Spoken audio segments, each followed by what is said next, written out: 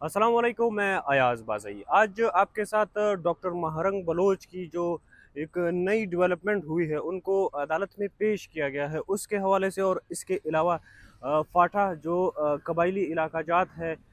उनका रीमर्जर जो हो रहा है उसके हवाले से बात करते हैं। तो सबसे पहले फाटा का जो रीमर्जर के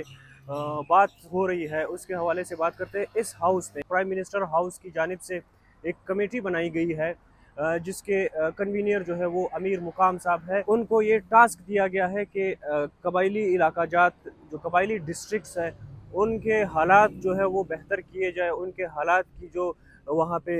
जो सिचुएशन बनी हुई है उसको बेहतर करने के लिए ये कमेटी बनाई गई है। और कमेटी का कहना है कि वो जिरगा सिस्टम जो है उसको वापस रिवाइव करने की कोशिश कर रहे हैं। इसके अलावा जो है इस कमेटी के मेंबरान जो मौजूद है इसमें वो एहसन इकबाल साहब मौजूद है, तारड़ साहब जो लॉ मिनिस्टर है, और इनके अलावा इंटीरियर मिनिस्टर मोहसिन नकवी साहब इसमें मौजूद है। अगर हम फाटा के इंजमाम की बात करें, ये फाटा जो 25वीं तरमीम के बाद 28 मई 2018 में जब ये 25वीं तरमीम लाई गई थी उसमें फाटा को खैबर पख्तूनख्वा में ज़म कर दिया था। ये जो कबायली इलाका जात के डिस्ट्रिक्ट थे ये खैबर पख्तूनख्वा में ज़म हो गए हैं। अब इसके अलावा जो है वहाँ पर इसको ज़म इसलिए किया गया था क्योंकि वहाँ पे लोगों को बुनियादी जो इंसानी हकूक़ है वो नहीं मिल रहे थे। इंसान वहाँ पे फंडामेंटल राइट्स नहीं थे, वहाँ पे उनके पास राइट टू रिप्रेजेंटेशन नहीं थी, वहाँ पे इलेक्शन एज सच नहीं होते थे, वहाँ पे एफसीआर जैसा काला कानून मौजूद था। इन सब के खात्मे के लिए 25वीं आइनी तरमीम लाई गई थी। अब 25वीं आइनी तरमीम को देखते हुए हम 18वीं तरमीम की भी अब बात कर सकते हैं, क्योंकि 18वीं तरमीम जो इख्तियार सूबे को देता है वो फिर उसके ऊपर सूबे का हक है कि वो उनके जो मसाइल है,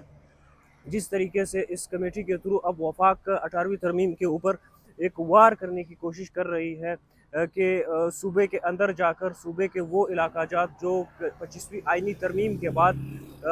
खैबर पख्तूनख्वा में शामिल हुए हैं उनके ऊपर जो है वो कमेटियाँ बन रही है और उनके ऊपर जो है वो जिरगा सिस्टम वापस लाया जा रहा है। तो ये एक ऐसी सिचुएशन है, इसमें पाकिस्तान तहरीक इंसाफ जो एक बहुत बड़ी स्टेक होल्डर है खैबर पख्तूनख्वा में, उनकी गवर्नमेंट है, वो प्रेस कॉन्फ्रेंस करती है और उनका कहना है कि वफाक के पास जो खैबर पख्तूनख्वा में 2018 से जो 25वीं आइनी तरमीम के बाद जो फंड्स आने हैं खैबर पख्तूनख्वा की डेवलपमेंट के लिए, खैबर पख्तूनख्वा की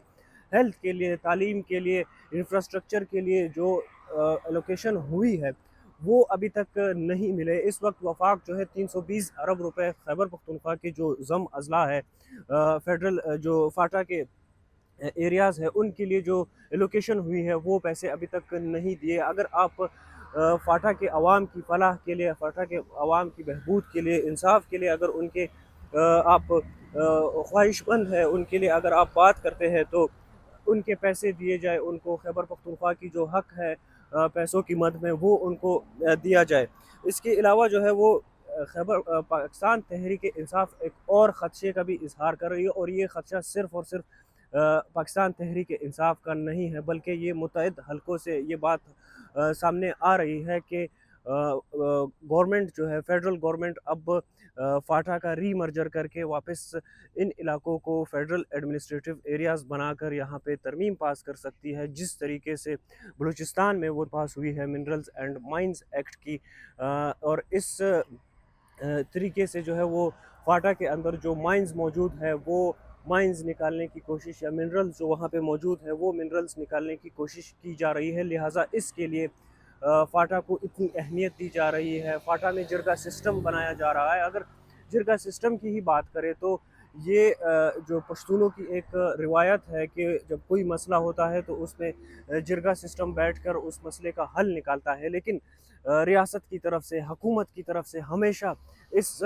सिस्टम को, पश्तूनों का एक जस्टिस सिस्टम है उसको हमेशा से उन्होंने इस्तेमाल किया है, हमेशा से उसके ऊपर वार किया है। इस वजह से अब पश्तून कौम जो है, जो खसूसन खैबर पख्तूनख्वा में जो फाटा अजला में मौजूद है, वो आपके ऊपर अभी भरोसा नहीं कर रही, वो आपके ऊपर अभी ट्रस्ट का फुकदान है। और इसका हल यही है कि वहाँ पे जो रिप्रेजेंटेटिव है, चाहे वो पीटीआई से हो, चाहे वो नून लीग से हो, चाहे वो पीपल्स पार्टी से हो, चाहे वो पीटीएम से हो, उनको जो वहाँ के रिप्रेजेंटेटिव है उनको इख्तियार दिया जाए। वही जरगा है, वही ان کا انصاف دے گا، وہی ان کو ہیلتھ کی فیسلٹیز دے گا. لیکن آپ کو اگر سپورٹ کرنا ہے تو ان کے خیبر پختونخوا کی گورنمنٹ کو سپورٹ کرے. اگر آپ نے سپورٹ کرنا ہے تو آپ وہاں کے نمائندگان کو سپورٹ کرے. اس طریقے سے کمیٹیز بنانا، پھر اس میں جرگے کو ریوائیو کرنا،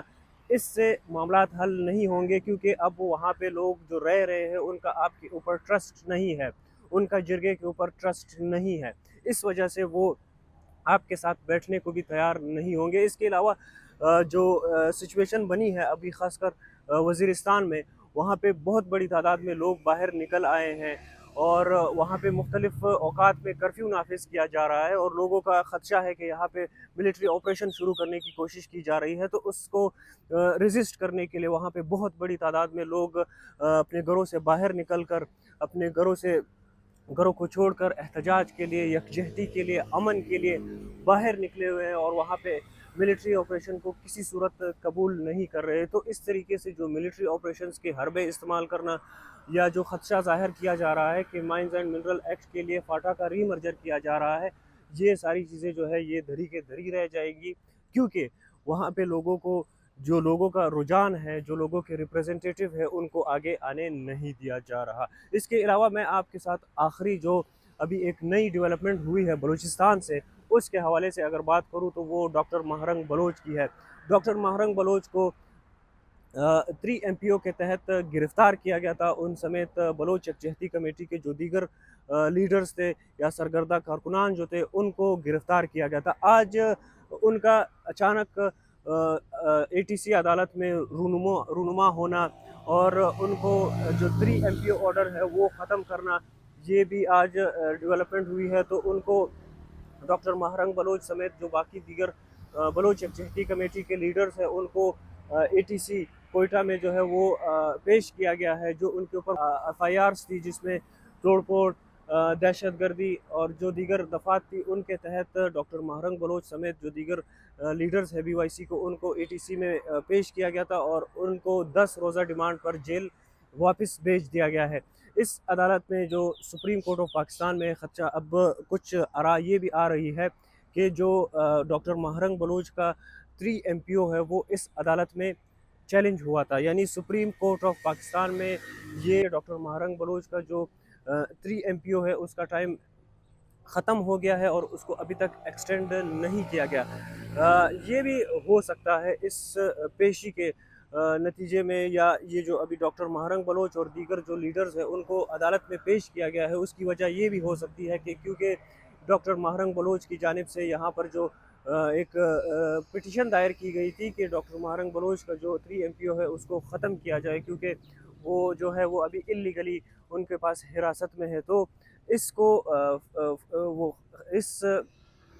جو پٹیشن ہے اس کو بے وقت کرنے کے لیے ان کو عدالتوں میں پیش کرنے کی کوشش کی گئی ہے، اور ان سے جو ہے وہ ریمانڈ 10 روزہ لیا گیا ہے، تاکہ کم سے کم معاملہ سپریم کورٹ تک نہ جائے، تاکہ کم سے کم معاملہ جو ہے وہ وفاق تک نہ جائے، تاکہ معاملہ جو ہے وہ وہاں پہ بلوچستان کے اندر اور کوئٹہ کے اندر ہی موجود رہے.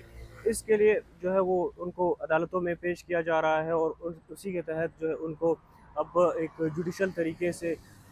ریمانڈ دیا جا رہا ہے، اور اس کے بعد آگے کارروائی ہو رہی ہے. فی الحال کے لیے اتنا ہی. آپ کے ساتھ ملاقات ہوگی اگلی ویڈیو میں. اللہ حافظ.